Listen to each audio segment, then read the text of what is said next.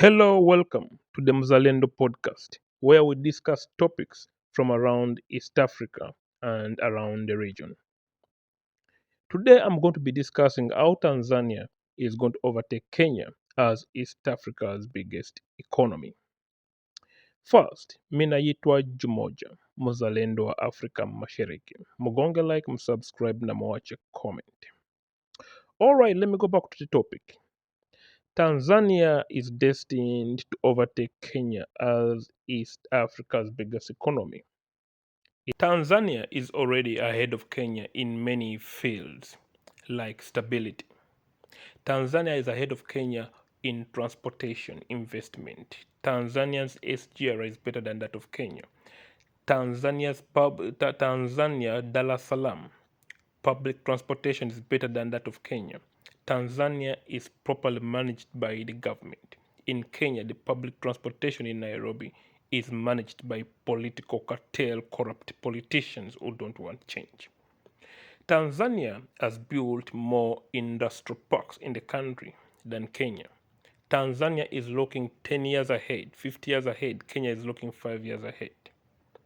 Because Tanzania, their leaders are more patriotic than those of Kenya. Tanzania has more industrial parks. Again, listen. Tanzania is building with Uganda an oil pipeline. Tanzania is going to be getting more than $1 billion a year in that oil pipeline, nearly $2 billion a year. That's going to facilitate Tanzania infrastructure investment and development. Today, Tanzania is building more electric power stations around the country than Kenya because they want cheaper electricity for industrialization. The Nyerere hydroelectric power station is going to be one of the biggest in Africa, not just the region. Tanzania is investing in their sports. Today, every Kenyan who plays soccer or football wants to play in Tanzania, like Simba, Azam, to mention a few, Yanga FC, than to play in Kenya, because in Tanzania they are being paid more in their Premier League compared to Kenya. Kenya reminds me more of India. Kenyans are proud of their democracy, but Kenya's democracy is fraud democracy. It's Okabila democracy. It's democracy just like India. It's like a caste system where minorities can't rule. In Kenya, only majority rule. But for Kenya to develop, it needs to utilize all people equally, just like China does. You understand?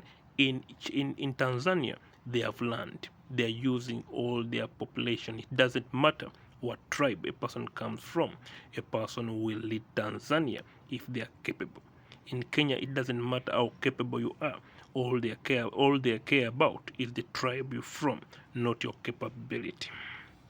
So Tanzania is partnering more, is working more with China to develop their country. They are taking the Chinese method, whereas Kenya is taking the Indian method. Kenya's political parties have no identity. Kenya's political party are just like clubs, political clubs, where people are not loyal to any. They just change anytime they want. Kenya doesn't have a patriotic, founding patriotic political party. Check America, it has founding political party. Kenya lacks that. It only has clubs. That's why Tanzania is going to overpass Kenya, because Chama cha Mapinduzi, or CCM, the major political party in Tanzania, has one identity. It has one goal, a revolution to change Tanzania, whereas political parties in Kenya, all they care about is maintaining presidency, corruption, and ethnic Ukabila democracy.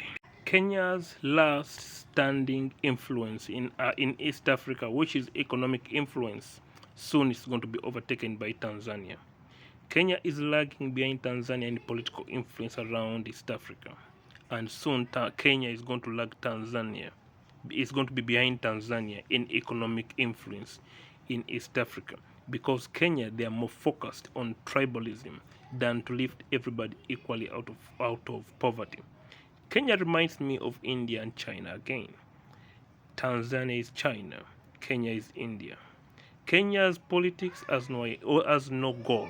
It just has a goal to maintain people in power and corruption. In Tanzania, the politicians have a goal to maintain the spirit of revolution, Ujamaa, to lift people out of poverty equally. Thank you. Leave a comment now. Bye bye.